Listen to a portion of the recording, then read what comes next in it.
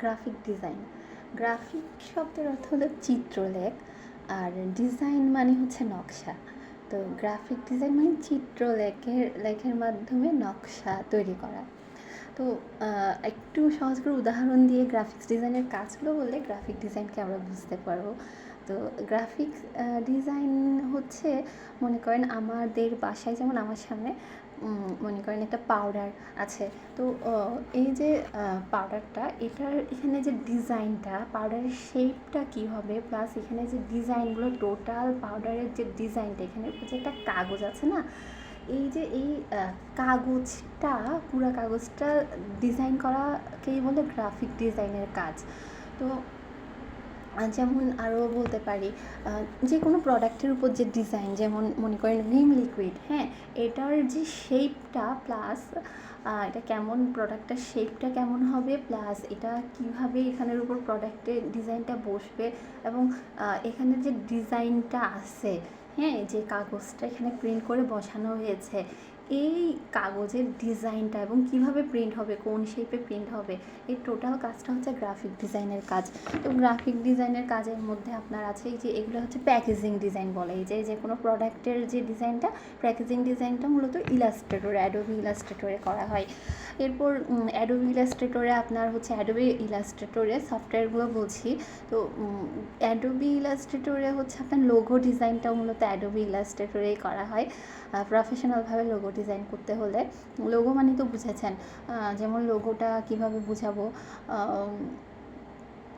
Logo হচ্ছে যেমন হচ্ছে আমাদের কি চ্যানেল আইয়ের একটা লোগো আছে না, চ্যানেল আই যখন আমরা দেখি ওখানে একটা লোগো আছে না, তারপর যে কোনো আপনার কোম্পানির একটা লোগো থাকে, যেমন স্কয়ার যে কোম্পানি, ওটার একটা লোগো আছে, তাই না, বক্স একটা লোগো আছে না।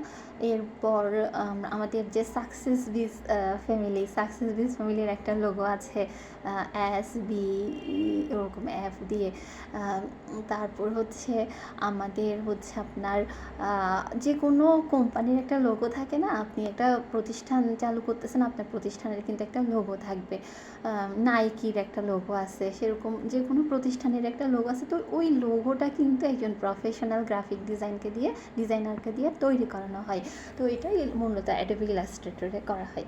এরপর হচ্ছে গ্রাফিক্সের আরও কিছু কাজ আমি বলি, যেমন আমাদের যে ব্রোশিয়ার ডিজাইন, মানে যে কোনো প্রতিষ্ঠানের, যেমন মনে করেন ডেভেলপার কোম্পানি একটা, ওখানে মানে বিভিন্ন বিল্ডিংয়ের যে ওরা ডিজাইন করে, হ্যাঁ, তারপর হচ্ছে এরকম বিভিন্ন প্রতিষ্ঠানের একটা বই পাওয়া যায়, বইটা ঠিক লিফলেটও না, ফ্লায়ারও না, এটা হচ্ছে ওখানে একটা বইয়ের মতো থাকে, ওখানে হচ্ছে ওনাদের টোটাল বিষয়টা দেখানো হয় আর কি, টোটাল সার্ভিসটা সুন্দর করে দেখানো হয়, এটাকে বলে ব্রোশিয়ার। তো এই ব্রোশিয়ার ডিজাইনও গ্রাফিক ডিজাইনেরই কাজ। তারপর ফ্লায়ার, আমরা যে পত্রিকার মধ্যে কিছু একটা বিজ্ঞাপন পাই, একটা নতুন স্কুল খুলছে, নতুন মাদ্রাসা খুলেছে, তারপর হচ্ছে আপনার একটা কি বলবো, নতুন মানে একটা কোনো একটা রেস্টুরেন্ট খুলেছে, ওটার একটা এরকম আমাদের একটা লিফলেটের মতো বা ফ্লায়ারের মতো পাই না, ওইটা ফ্লায়ার। তারপর লিফলেট হচ্ছে মনে করেন অনেক সময় ভাঁজ করা থাকে, 6 পাতার হয়, মানে এদিকে একটা পাতা, পিছনে আর একটা পাতা, ওইগুলো 6টা ভাঁজ করে, 3 ভাঁজ করে 6 পাতার 6টা কলাম হয়, সামনে 3টা কলাম, পিছনে 3টা কলাম। তো লিফলেটগুলো থাকে না, আমাদের কোনো একটা কিছু আমরা প্রচার করতে চাচ্ছি, একটা অনুষ্ঠান হবে সামনে, ওই অনুষ্ঠানটা সম্পর্কে একটা প্রচার করতে চাচ্ছি, বা কোনো একটা সার্ভিস সম্পর্কে ওরকম লিফলেট আকারেও দেওয়া হয়, কোনো একটা কোচিংয়ের লিফলেট দেওয়া হয়, বিভিন্ন স্কুলের সামনে দেখবেন দাঁড়িয়ে আছে, লিফলেট দিচ্ছে আপনাকে হাতে কোনো একটা কোচিং সেন্টার থেকে। তো ফ্লায়ার, লিফলেট, ব্রোশিয়ার এগুলো কিন্তু প্রচুর এগুলার কাজ, এবং এগুলো হচ্ছে মূলত অ্যাডোবি ফটোশপ ইলাস্ট্রেটরেও করতে পারবেন খুব সুন্দর করে। এগুলার এমনিতে মূলত এগুলার সফটওয়্যারটা হচ্ছে ইনডিজাইনে করা হয়। তো এছাড়া আপনি ফটোশপ ইলাস্ট্রেটরে ইজিলি এগুলো করতে পারবেন। যারা ইনডিজাইনটা তো অনেক আবার শিখে না, ফটোশপ ইলাস্ট্রেটরই পারি, ফটোশপ ইলাস্ট্রেটরও করা যাবে, কিন্তু এটা প্রিন্টিংয়ের যেহেতু বিষয় আছে, তো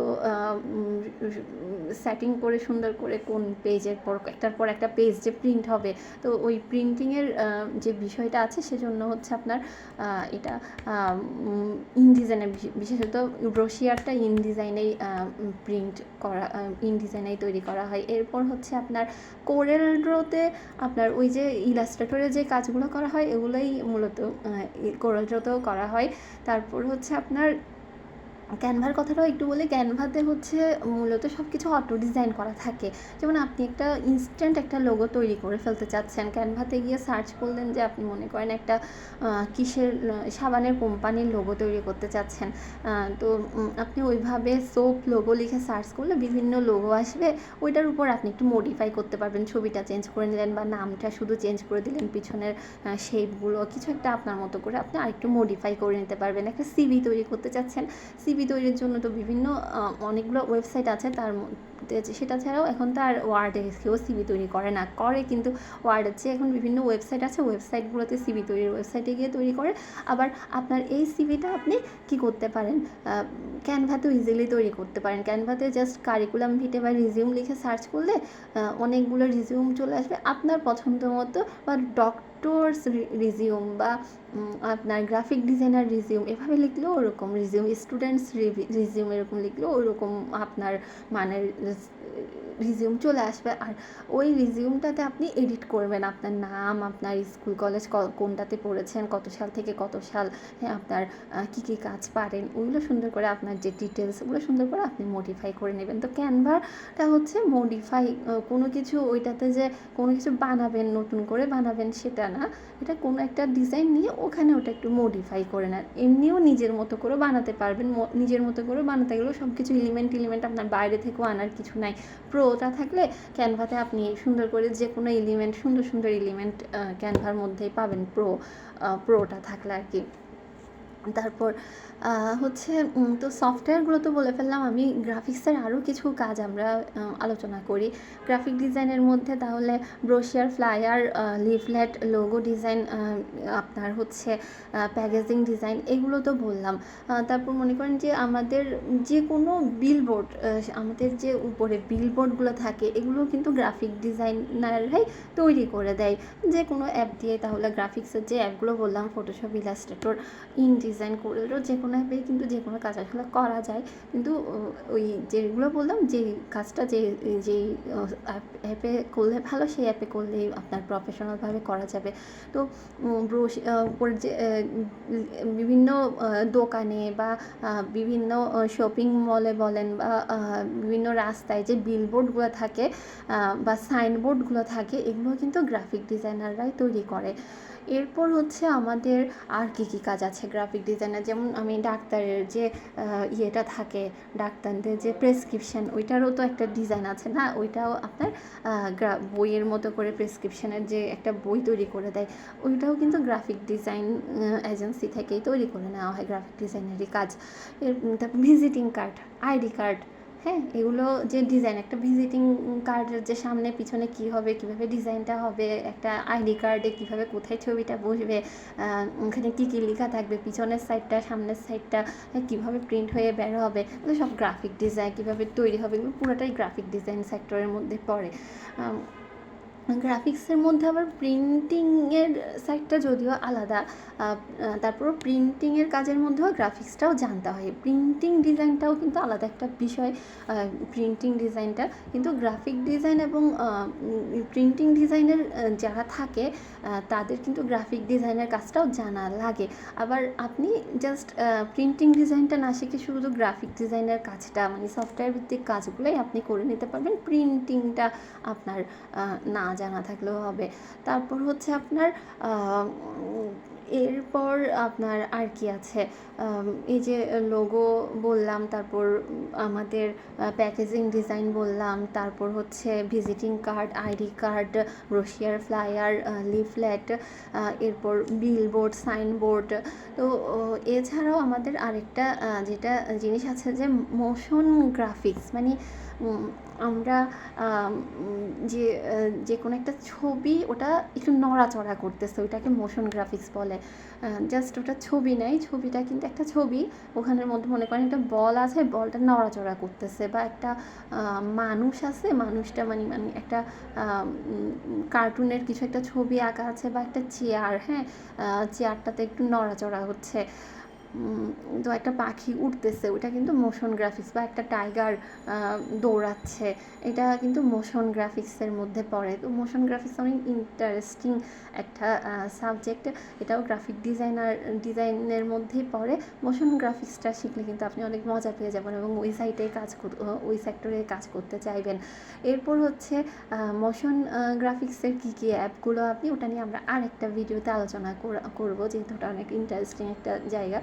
তারপর হচ্ছে মোশন গ্রাফিক্সের পর হচ্ছে এখন যেটা সবাই বলে ইউএক্স ডিজাইন, এটাও গ্রাফিক ডিজাইনের মধ্যে পড়ে। যেমন একটা ওয়েবসাইট, আপনি প্রথম আলোর ওয়েবসাইটে গেলেন, তো ওখানে যে উপরে মানে পুরোটা ওয়েবসাইটটা যে পত্রিকা যে প্রিন্ট হয়, বই যে প্রিন্ট হয়, বইয়ের যে প্রচ্ছদ, এগুলো কিন্তু গ্রাফিক ডিজাইনের মধ্যে পড়ে। বইয়ের যে সামনে পিছনে বইটা যে প্রিন্ট করতেছে, এটাও গ্রাফিক ডিজাইন বা প্রিন্টিং ডিজাইনের মধ্যে পড়ে। এবং গ্রাফিক ডিজাইনের আপনার যে বইয়ের উপরে প্রচ্ছদ, ভিতরে কোনো ছবি টবি যে থাকে, এগুলো সব গ্রাফিক ডিজাইনের মধ্যে পড়ে।